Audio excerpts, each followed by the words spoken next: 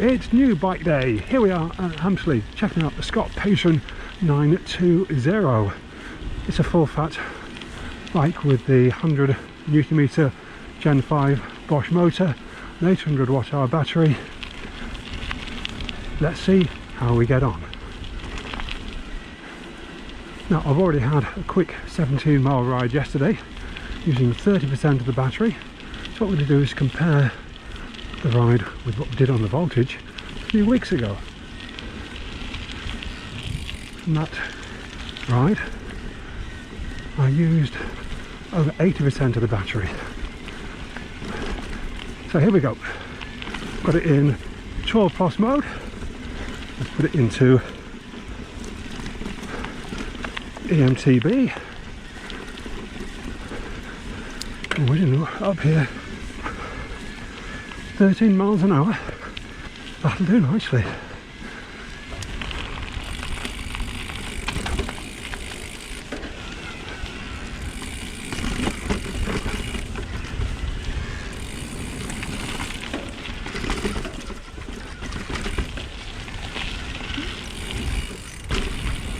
That jumps nicely as well. Those big wheels do roll nicely over the rock features.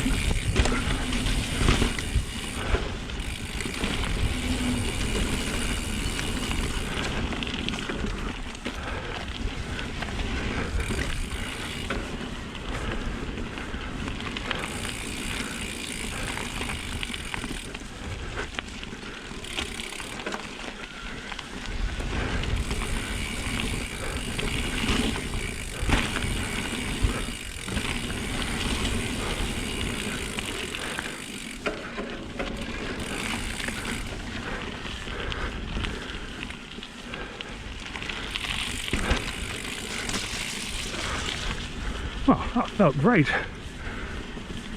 Did feel faster rolling than the Whyte. I always set it down to the wheels and not the rider. Right, let's do the switchback climb. Again, I'm going to keep it in 12 plus. Don't think we need any more power than that on this type of thing.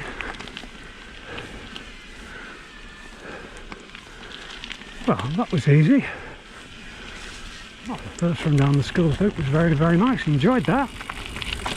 I'll go again. To change it, I'm going to miss out that rock roll so I can get a bit more momentum. Oh yeah, that's lovely.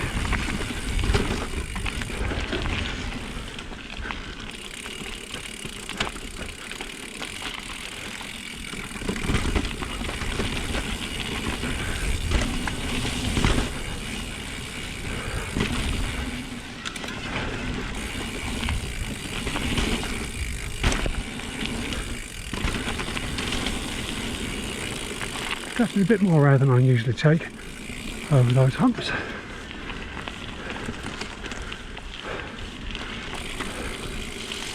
Very good. So I've made it to the bottom of the Squirrel Chaser and I've used 7% of the battery. On the voltage with a lighter battery and the lighter motor I'd used 14%, so straight away there's a relationship there.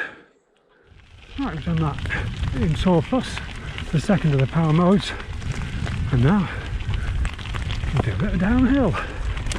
see if we can find some flour.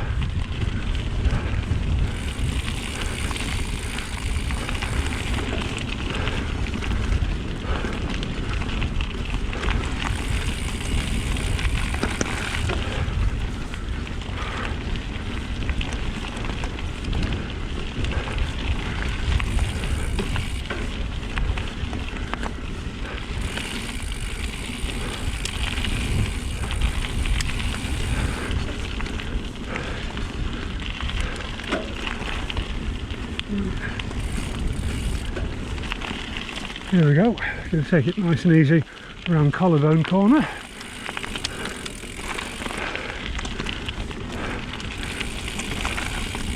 Off the brakes.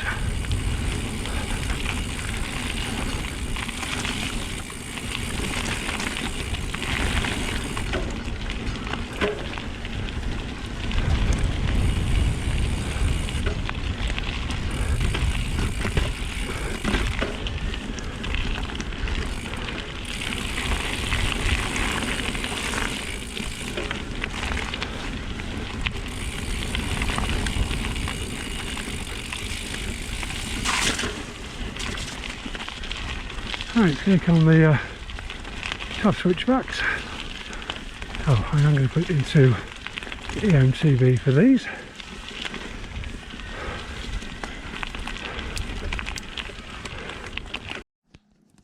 Now, even a techno numpty like me can use the Bosch Flow app to change the settings. That's the turbo up to the full 100 Newton meters of torque, and this is the emtb, which I'm using on this climb. I've tweaked to 90 Newton meters of torque.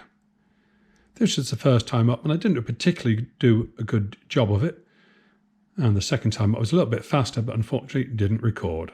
So we get to the top, we'll see how we get on.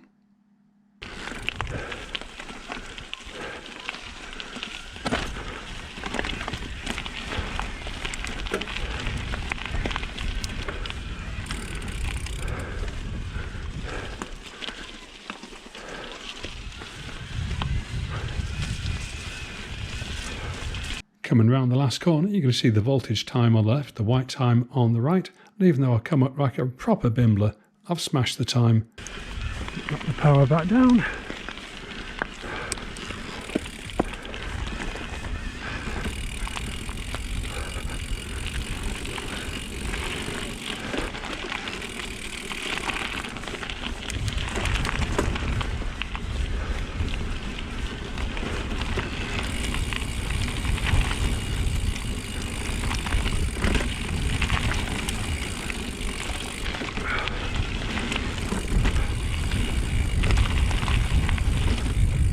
Oh, it still jumps over that, that'll do.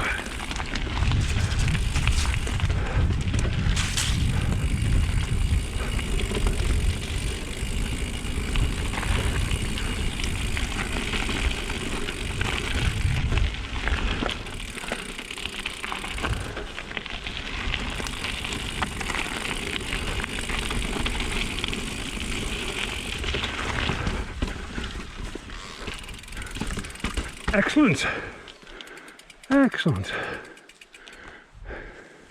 And the motor is noticeably quieter than my Mark IV Bosch, and on that section there I've been above the speed limiter most of the way apart from the little hill.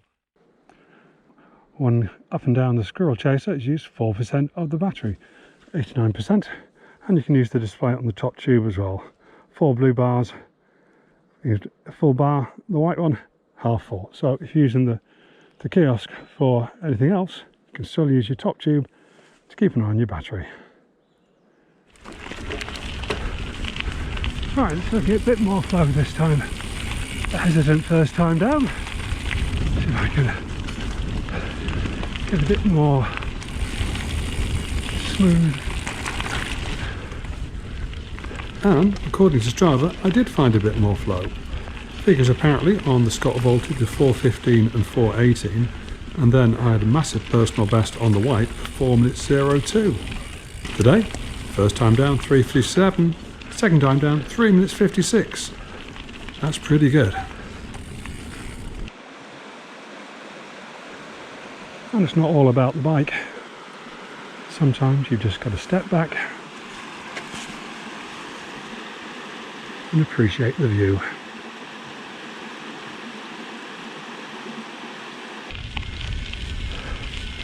That is the steepest bit, still in the MTB, halfway down the cassette. Taking up one more gear up, I think.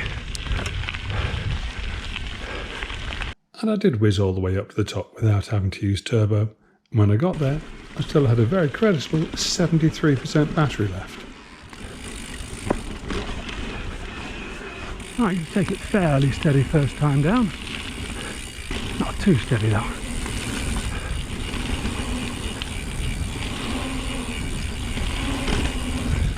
Ooh, okay.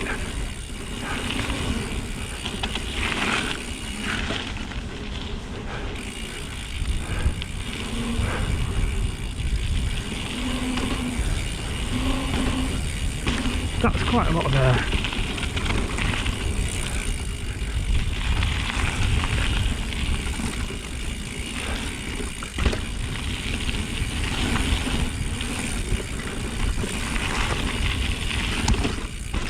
Yeah, I'm starting to get higher up on that now.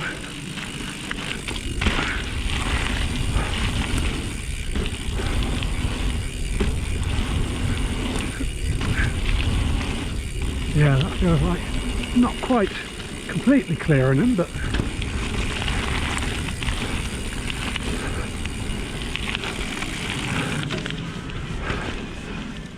there we go. Okay. I'm not quite as whooping and hollering as much as I did first time down on the voltage, but that wasn't as fast as I thought it was going to be.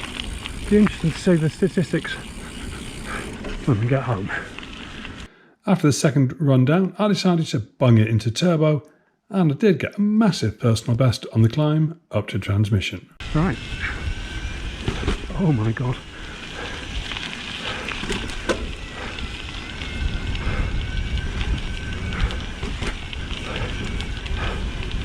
Over the limiter uphill on K-line. Okay, this is just silly. Oh, that was way too much power. Great fun.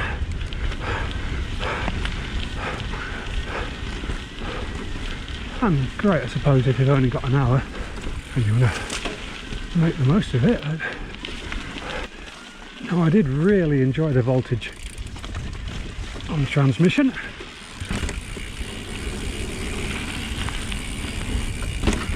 Let's see how the big boy does.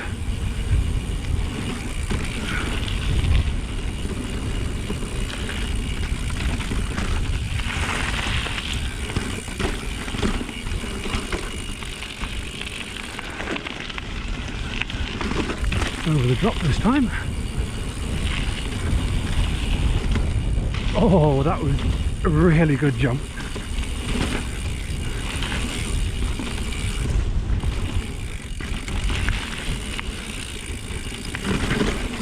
I'll do that one of these days.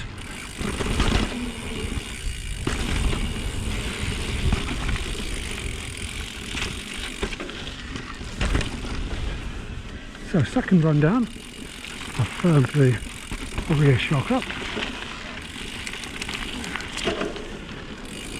If a noob like me can notice any difference.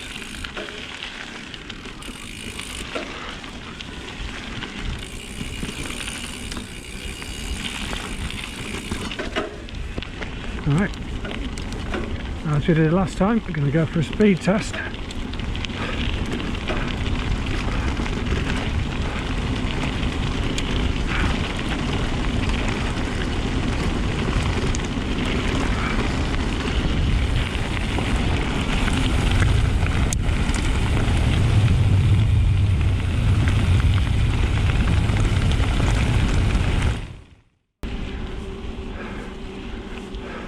Chickens!